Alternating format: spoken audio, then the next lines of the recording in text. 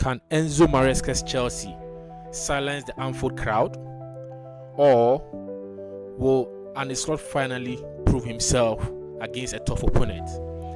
Tonight we are here with the preview for the Liverpool versus Chelsea match, and if you love your team Chelsea or you love your team Liverpool, this is the right place for you to listen to all the predicted lineups, the head-to-head, and all the tactical approaches that the various coaches are going to go with. So you are very welcome to the Premier Top 4 podcast. With this podcast, we talk about Chelsea, Liverpool, Manchester United, and Arsenal. But today, we are going to focus on a very big clash on Sunday. That is going to be the Liverpool versus Chelsea match. For recently, I think the last time Chelsea faced Liverpool at Anfield, they lost 4 goals to 1, and it was very, very, very disgraceful for the Chelsea folks. My name is Chris, and I am a Chelsea fan. But normally I have my pundit and everyone, but today I am going on myself because of the fact that I am doing a preview. But the next episode, all the pundits will be on. That's after the match, as we always do. So today, if you are here, you are not in the wrong place. Just focus and listen. Don't change. Don't move at all. Just wait, and then we are going to have a very, very good time.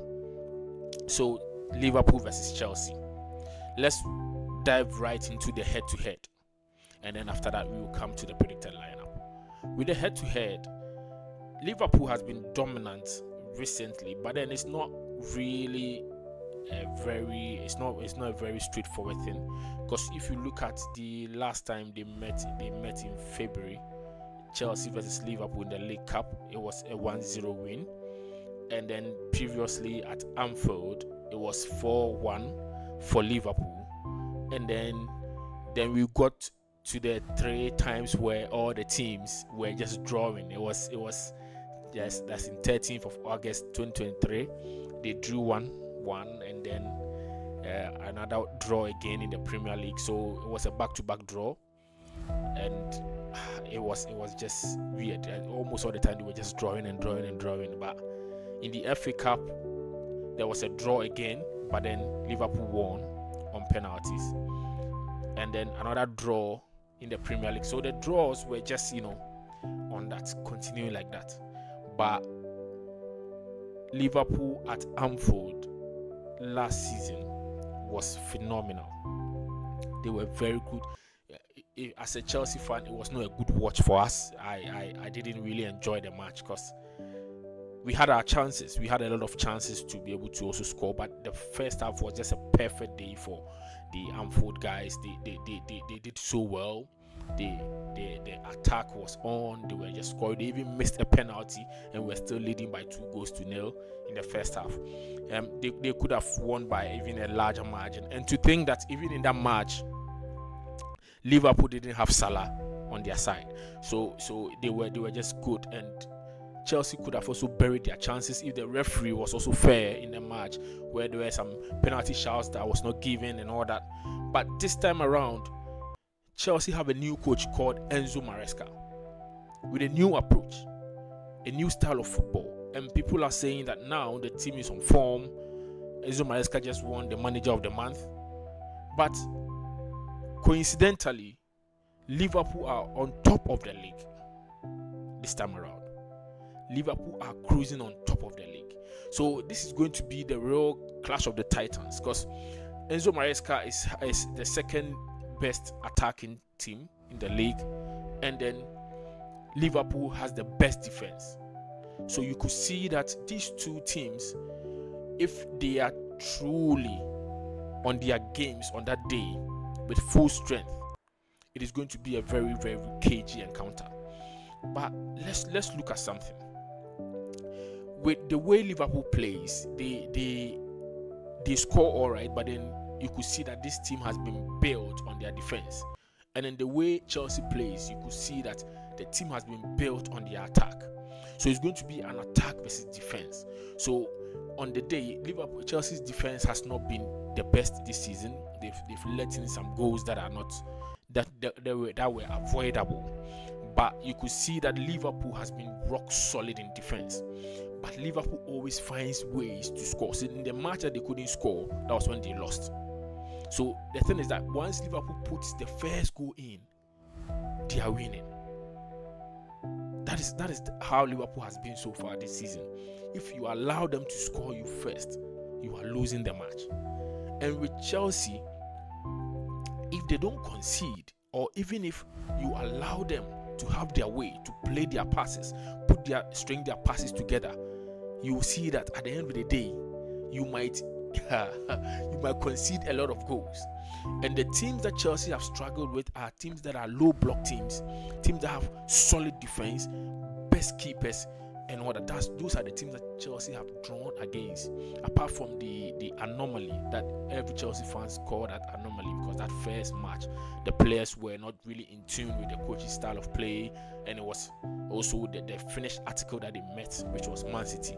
So normally they start counting the season from the second match till now. So now you could see that the players are in tune with Enzo Maresca's idea of football and how he wants to play and everything. So now, with all that said, with that quality defense, that formidable defense of Liverpool, and the free-flowing football from Chelsea, it's going to be an encounter that I don't think you want to miss.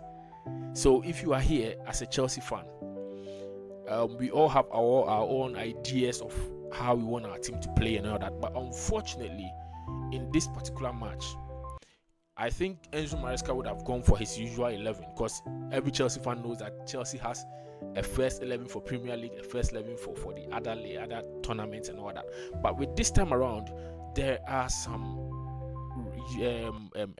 red cards that has affected the 11. So there are certain players that are not eligible for the Liverpool match. So we are going to see how Enzo Maresca might start against Liverpool. So in the goal, Sanchez has been phenomenal. No, I wouldn't say phenomenal. I have to reduce it. He has been good, very good this season.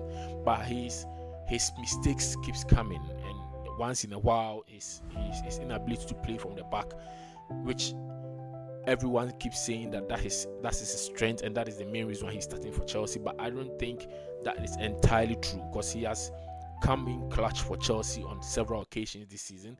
He has had some of the best saves in the league. He's doing so well with his hands, but his legs, that is where the problem keeps coming. But then, looking at our current team, he's the best option for now. So Sanchez in goal, and then the back four that Enzo Maresca will go for.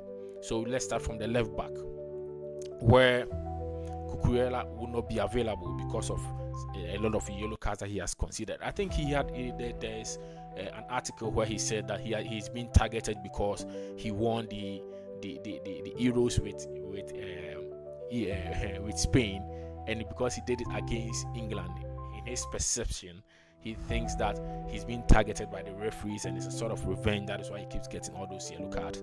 But my advice to him is that he should take that mentality out and then focus on his game and make sure that he doesn't concede a lot of yellow cards and all that, because it has already started to affect us. But there's one thing that is good about Chelsea, is that every single player on the pitch, apart from Palmer, has a replacement, a formidable replacement that can easily slot in the team.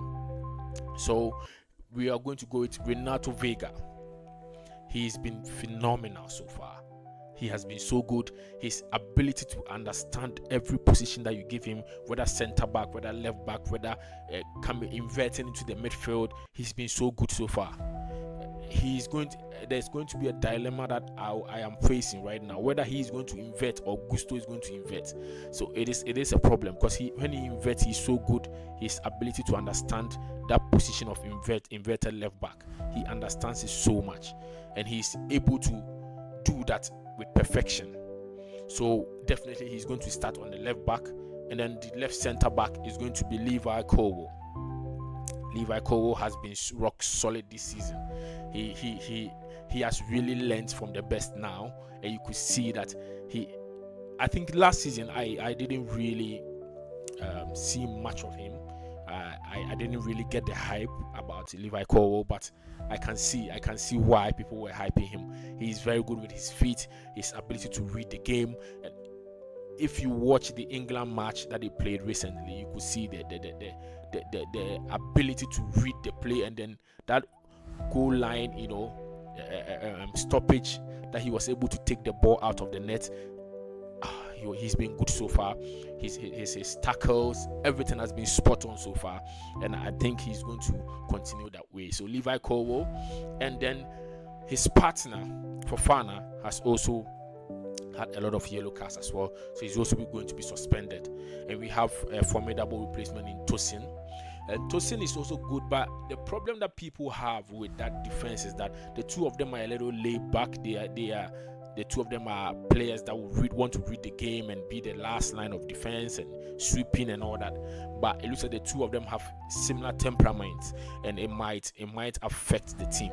But Tosin is the best option that we have, because we can't go for Disasi. Disasi is worse. So Tosin will be there, and then on the right back, Malo Gusto. If I had a formidable centre back, I would have replaced Malo Gusto, because if you look at the statistics, he's one of the most dribble past players in the league. In terms of, it's like 2.2 almost every match.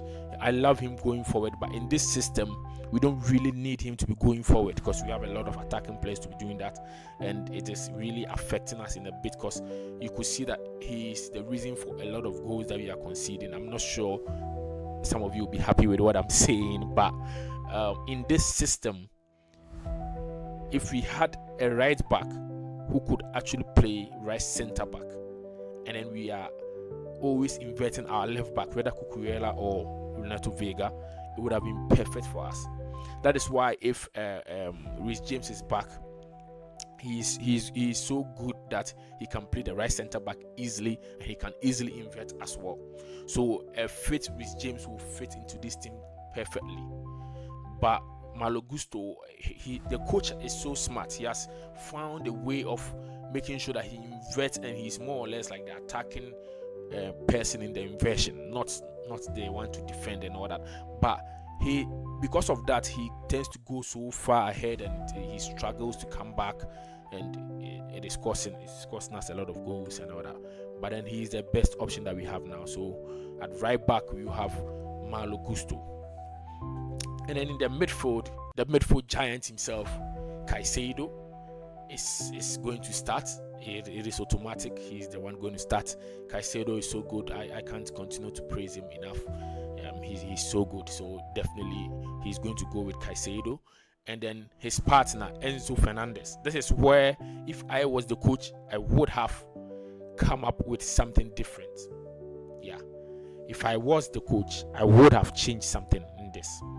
Why am I saying this? Whenever Enzo Fernandez goes for international break and comes back, his performances has not been great. Not because he's a bad player, but it's because whenever he comes back, sometimes it is so bad that sometimes they come back like a day before or 2 days before a match, and they are not able to rest enough and for their matches, and you could see that his performances are always deep after international breaks. But I would have gone for, if it were me, I would have gone for either Drisbury Hall or Romeo Lavia in that position. But then with Enzo Maresca, I don't think he's going to really tinker with the team. But I think that is actually the reason why we went for Romeo Lavia. Tactically, playing Romeo Lavia and Caicedo in a big match, I think that is the best approach. Even if Enzo Fernandez is available in a big match like a Liverpool match, where you are sure that their attack is on point and we could concede at any time, having the blend between Lavia and Caicedo, it is going to be very, very good for us. Even though we will not have anyone to link up play between the defense and the attack, moving the ball from the defense to attack, but then we are going to have a rock solid protection for our centre backs, and then we will know that once, and our attack is so good that I don't think we need so many players in the attacking phase to be able to score. They can't score a goal if we have our defense protected. This is a big match, and I know Enzo Maresca, I thought initially that he was going to be philosophical and he's going to stick to his one way or one style of football, but you could see that he has a lot of variations within his system that he always does. But I don't know if he can do this and actually rest Enzo Fernandez, maybe bring him in the second half and all that to control the play and all that. But he could play Caicedo and Livia in this game. It would have been so perfect. But then I don't see him doing that. But then I think if he did that, it would have been so helpful. So let's go to the left wing. Sancho has been so good, but people are complaining about his defense and all that. But I think he has been so good so far. I think the only problem that I have with Sancho in the left wing is that he doesn't shoot at all. He always tries to dribble or pass to someone, but I don't know if it's a situation of confidence or I don't know. And I don't know his ability to shoot. But I think if he's actually watching or listening, he should try and shoot, because I think he has the ability to do that. He can actually help us contribute a lot. He's more or less like the right opposite of Madueke, who always wants to choose and then pass, but he always thinks of passing to someone, which is very strange. So I think we need a balance between them where they know when to shoot and when to pass and when to. But so far so good. His dribbling ability to take on players, his ability to link up with Enzo, it has been so good this season. I think he should continue. And I think on the right wing, I go with Madueke, but then there has been a lot of debate on this, whether Madueke or Neto who should start. But starting, it is tough actually. I don't want to be Enzo Maresca right now, because that position is the hot topic now in the Chelsea sphere, whether they should go for Neto or Madueke. They all have different profiles and all that. Madueke always comes straight at the defense. He's dribbling you. He's coming straight at you. And I think if he was just easily, his decision making in the final third was good.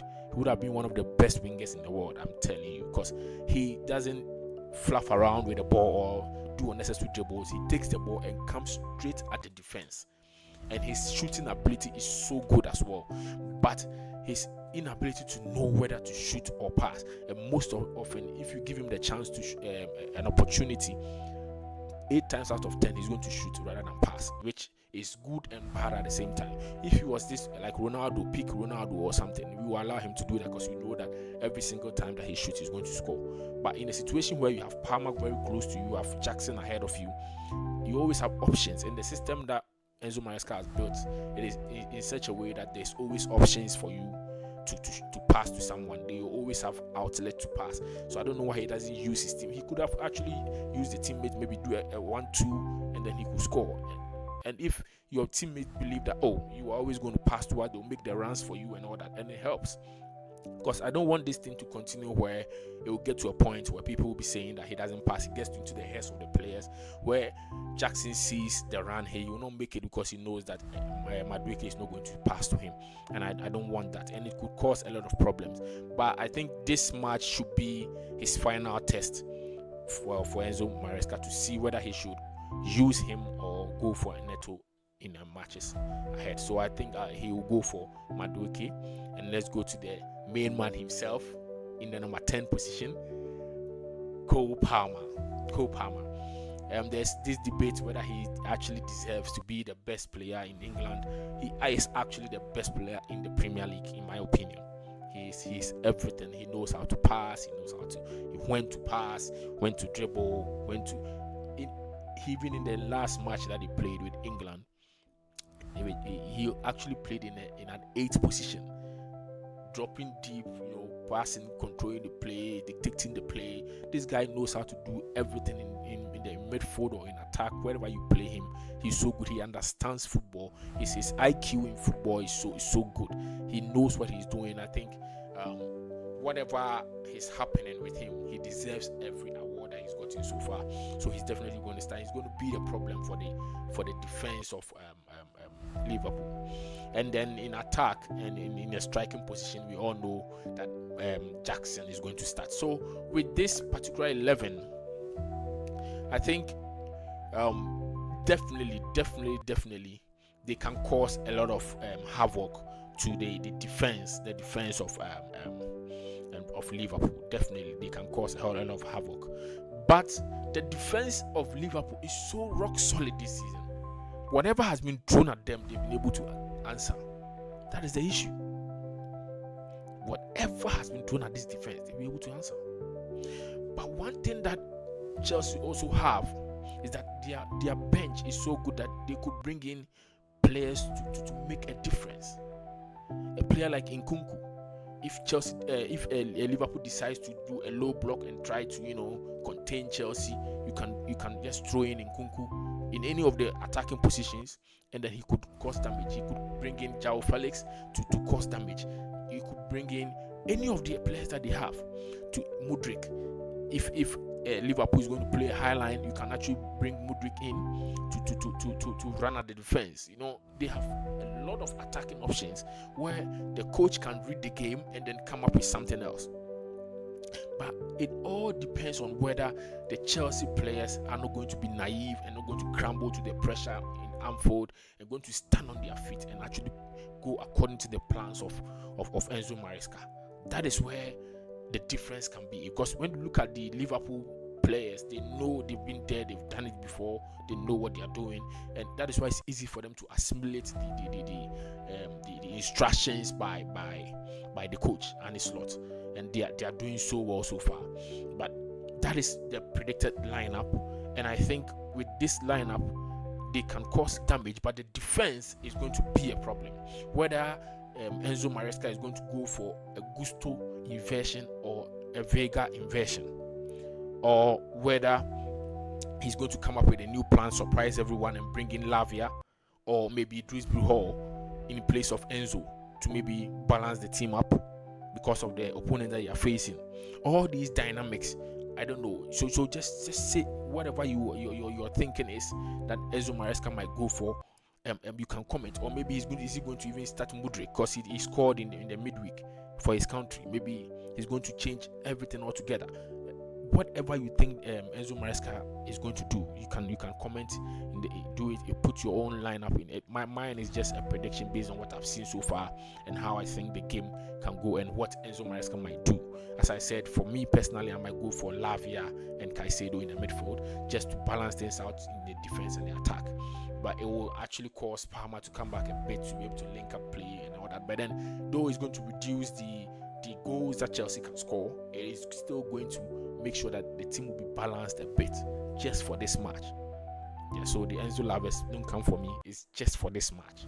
Okay, so let's move straight into the predicted lineup of Liverpool. Let's see what Liverpool can come up with. The unfortunate news for Liverpool is that Kelleher might be imposed because Alisson is injured, and the coach said he's going to miss the Chelsea match. But then Liverpool has one of the best number 2s in the league anyway. But the impact of Alisson's absence cannot be underrated, because it's a team that has been built on their defense. It's a team that has been built on the defense. So without one of the main proponents of the defense, it could cause a problem. But Kelleher has been there, done it. He's always been there to cover whenever Alisson is not available. So definitely Kelleher is going to start, and then the left back is going to be Robertson, who has been there, done it all the time. In my opinion, he is going to start. Van Dijk, one of the best defenders in the world, if not the best defender in the world, and then he's going to partner with Konate. This partnership has been so rock solid this season, and look at the way they are all built. They've been so. I've been watching a lot of Liverpool matches this season, and you could see that they know what they are doing. They are always communicating. It's like they complement each other very well. People always talk about Saliba and whatever, but these two, they complement each other. It's like the Saliba guys and Gabriel are making all the waves, but these guys are taking their records in a very quiet manner. Yes, they are the best defense in the league. Nobody's talking about their partnership and all that, but they are the best, and it's on paper and it's a fact. Yes. and they are so good. They complement each other so well. They've all been there, done it. They have the experience. They've done it before. They know what they are doing, and it's been so good so far. And Alexander-Arnold on the right back, his defensive frailties where Chelsea could maybe capitalize on that, and maybe Sancho might have a very full day, or maybe you can put Mudryk on him. But his attacking prowess, his ability to ping those long balls and those long passes with Chelsea's high line, he could be so dangerous in this match. So I think the coach is definitely going to go with him. So let's go straight into the midfield. In the midfield, Enzo and his slot made a change that has shocked everyone, but it has worked so well as well. He switched Enzo for Gravenberch, and Gravenberch has been so good this season. The first time I was watching Gravenberch, that was the first Premier League match, I was like, who is this guy? How is he so good? He's playing the DM position so well. He's putting in all the efforts, and he's breaking up play, linking up play, assisting. He's doing everything, the pre-assist and everything. He's taking all the man of the matches and everything. I've been impressed with him. Yeah, personally, I've been impressed with him. It looks like this is the ideal 6 for the Arne Slot, and he has gotten it right in the team. So that is why I say that the Liverpool team has been built very well, that even a new coach comes in and he's able to even pick different profiles in the same team to fit his idea of football, which is very ideal. I think not many coaches will get that opportunity. People talk about Chelsea's team having 2 different squads and all that, but Liverpool can equally do the same. They can give you 2 11s as well, which will be so good too. So I think the team has been built, but it has been built over the years, so they know each other, they have the chemistry and all that. So that's why Liverpool has been so good this season. So let's go to the partner in midfield will be McAllister. I think you go for McAllister. He's been so good this season as well. His ability to go, so the engine in him to help in defense and then attack, it has been so good. And Szoboszlai as well. I think he had a little issue with Szoboszlai and all the comments and all that, but then he is the best bet in the midfield. Harvey Elliott is not available as well, so definitely I think, in my opinion, he's going to go with this midfield 3. And then in the attack, obviously on the right wing, he's going to go with Salah. Salah has continued his form from over these years, and he's still scoring, and so definitely he's going to start. He's going to pose a lot of issues, but I don't think the matchup between Salah and Vega is going to fall short, as people are thinking. If Liverpool fans, you are watching and you think that because of Cucurella's absence, Salah might have a field day, you are going to be in for a shock. That guy, for £12 million, and the things that he's doing, it is amazing. He's strong in defense. Look at how he's built. He's built like a centre back. He has played in midfield before. He can play on the left back as well. So this guy is good, and I'm just hoping to see at the end of the day what was going to happen, the matchup between Salah and Renato Vega. And then I think on the left wing, Diaz has been phenomenal under Arne Slot. It's like he's a new player altogether. He's more or less like the main man in Arne Slot's system. He is even though the defense has been great and everyone is heaping praises on the defense, I think Diaz is the main man in this particular system. He's the star boy for Arne Slot. He's making sure that he ends up with the chances, and he's actually delivering so far. So I think he's definitely in a big match, because this is going to be more or less like the biggest test for Arne Slot this season, and he's going to go for Diaz, and I think Diaz is going to be good. But the side that he's on with Gusto, I am so afraid. I am afraid for my Malo Gusto. I'm afraid the matchup between Malo Gusto and Diaz is going to be very, very, very dangerous, unless Caicedo keep helping out. Caicedo or maybe Tosin should be helping out, or else he might score in that game. Chelsea has to be very vigilant of him. And then Diego Jota, I think he's the most clinical player in the team. People don't see it, but he is, in my opinion. His conversion rate, his ability to just find the spots, his ability to even be in the right place at the right time even though people might think that he should go for Nunes and all that, but I think the coach will go for Diego Jota in this, unless maybe something happened from now and then the time that the match is going to start. So I think that is going to be his 11. So if I'm wrapping it up, I would say that Kelleher imposed, Kelleher imposed Arnold, Konate, Van Dijk, Robertson, Gravenberch, Szoboszlai, McAllister, Salah, Diego Jota, and Diaz. So these are the starting 11 that I think the coach might go for. But we will have players like Gakpo, who is so good, but Diaz has been phenomenal, so he cannot start. I think Chiesa is injured as well, but I don't know if he'll be ready. He'll be ready to be on the bench, but Chiesa is so good as well. They have a lot of good attacking players as well, and all those people can also come from the bench to make a difference. But tactically, I don't think Arne Slot is going to change much, because their system is already a more or less like I don't know how to say this, but it's like a reserved version of the club's football, where you could always go long if you see the chance, but it's not always that you have to. You always have to make sure that you keep the ball, short passes, to make sure that. So it's like the system is a little reserved. They will score when they want to score, but when they score, they know how to keep the ball so they don't concede and all that. So it's not a system that has been built where there's a lot of loopholes in them, so they will have to change a lot to face a big team. It is a system that is actually built for big matches like this. It's like so much caution in mind, because they have the attacking players already who can score. They are very clinical. So why do you have to take a lot of risks? I think that's the coach's mentality. So with Chelsea's naivety, they could cause a lot of problems to Chelsea. But the naivety of Chelsea could also be their strength, in that they might come in there and believe in the coach that whatever he's shown them the last month, how they've been good, they can come in here and get a win and go home. And that way they could come all guns blazing, and it could help them.